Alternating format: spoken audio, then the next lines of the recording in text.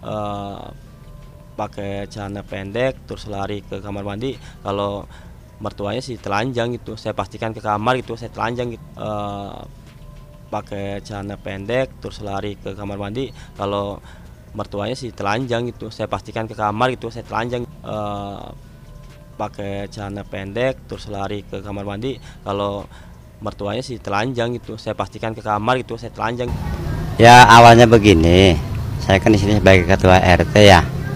Jadi mendapat laporan itu jam 4 sore. Kata yang datang ke rumah laporan itu kejadian itu jam 1 habis dohor. Begitu. Itu laporan dari masyarakat atau dari R-nya sendiri? Dari warga. Kepala warga dan pemuda-pemuda semua yang ada di sini. Kalau tidak salah pemuda itu 3 atau 4 orang lah itu. Yang lainnya warga. Bilangnya seperti apa, Pak? Bilangnya jam 1 itu ada kejadian penggerebekan di kontrakan begitu. Jadi setelah kejadian itu malamnya jam 8 itu saya kumpulin, saya undang ke rumah. Datang semua kumpul antara kedua keluarga. Berikut yang pelakunya begitu. Kumpul di rumah saya. Mediasi lah, musyawarah kekeluargaan begitu. Dalam musyawarah itu pembahasannya apa aja, Pak?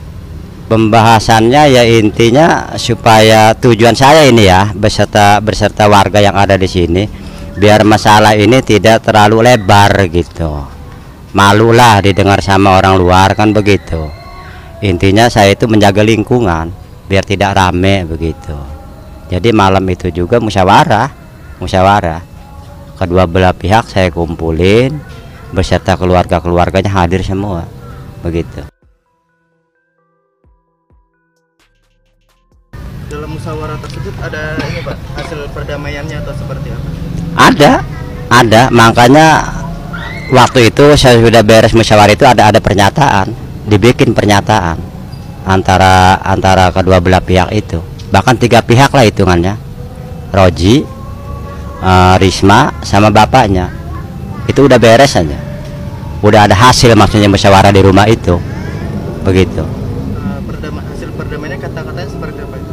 Kata-katanya ya isinya di situ itu istilahnya ada dendaan sebesar 50 juta di pernyataan itu ya. Di pernyataan yang dibuat itu waktu musyawarah itu. Intinya udah beres begitu setelah bikin pernyataan itu. Balik lagi ke musyawarah tadi, Pak. Apa Ibu H ikutan hadir nggak sih, Pak, di situ? Siap Ibu Hasya. Ibunya NR. Hadir, malam itu hadir juga. Saya undang hadir semua pokoknya. Nggak ada yang ketinggal malam itu. Bahkan warga pun istilahnya pengen tahu lah musyawarahnya begitu. Jadi hadir semua warga juga. Hadir semua. Ada penjelasan apa dari si ibu?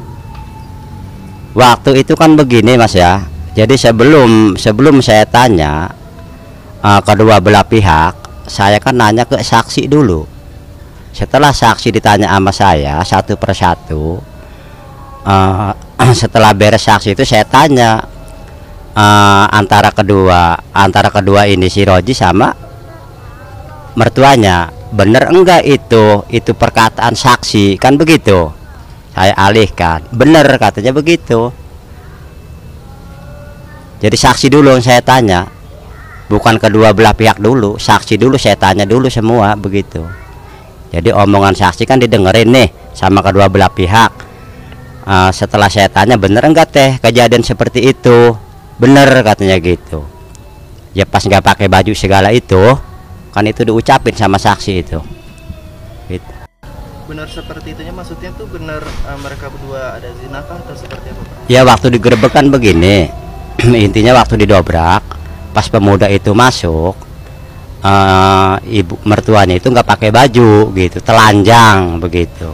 Cuman si cowok posisi pas pemuda masuk itu dia keluar dari kamar mandi, ada apa gitu. Jadi menurut saksi seperti itu yang saya tanya begitu. Dan yang Bapak tahu pas penggerebekan itu apa sih yang diucapkan ibu sama si R ini, Pak? Ya kalau saya tanya ke saksi, karena saya tidak ada di tempat ya waktu penggerebekan. Pertanyaan si saksi itu ya jangan dibawa kemana-mana gitu, damai aja begitu. Ya dengan sore itu pemuda datang ke rumah saya bersama yang lain-lainnya melaporkan itu gitu. Tapi syarat damainya harus ada nominal uang 50 juta itu ya. Ya itu permintaan dari orang tuanya Risma itu, permintaan itu. Oh malah dari si orang tuanya Rizky, yang ibu apa yang bapak? Yang bapak, yang bapak itu minta seperti itu, begitu. Tapi itu pas itu langsung dibayarkah atau gimana? Enggak, jadi malam itu namanya uang mas ya, harus dicari dulu. Jadi malamnya lagi kumpul lagi, gitu. Jadi disanggupin cuman uangnya belum ada. Jadi pas malamnya lagi, malam kedua, berarti tanggal 17 itu, malam kedua itu sampai ya dibayar 50 juta udah ada pernyataan segala. Kabarnya itu ibunya NR pergi dari rumah diusir kah atau seperti apa? Katanya diusir tuh bener nggak sih Pak? Oh kalau itu saya kurang tahu ya. Tapi intinya waktu malamnya musyawarah di rumah saya itu, kebetulan saya juga belum masuk karena sampai subuh itu, sampai jam 4 musyawarah itu udah pada bubar. Si Tete itu lewat dari depan rumah saya, kan saya tanya nih subuh itu mau kemana Teh, mau pulang katanya ke Jakarta gitu. Kalau diusir apa enggaknya saya kurang tahu itu, karena kan rumahnya jauh, beberapa jarak lah gitu, ada jarak begitu sendiri. Itu sempat saya tanya itu subuh itu pas lewat rumah itu, karena waktu itu kan hujan. Mau kemana Teh, saya tanya. Mau pulang katanya PRT ke Jakarta, udah gitu aja. Bawa tas banyak gitu ya? Enggak, cuman bawa tas satu aja, satu, enggak banyak bawaan, enggak. Kalau bapaknya Risma sendiri sekarang di mana sih Pak? Ya kalau sekarang saya kurang tahu itu ya, cuman jarang-jarang lihat aja intinya semenjak kejadian yang kedua gitu, jarang lihat. Kalau Rismanya masih tinggal di sini? Masih, ya kan rumah bapaknya di sini, kan bapaknya asli orang sini. Kalau bapaknya, Tapi sekarang jadi lebih tertutup atau gimana Pak? kurang tahu itu ya. Masalahnya saya juga sekarang kan jarang ke sana gitu. Pokoknya nggak tahu aja masalah itu. Sama warga, tapi nggak ada laporan Risma di misal di Budi lagi kah gitu? Bapak ada laporan? Nggak ada mas. Jadi intinya setelah ada kejadian kedua ini pada kaget aja warga, begitu. Terima kasih Pak. Ya sama-sama.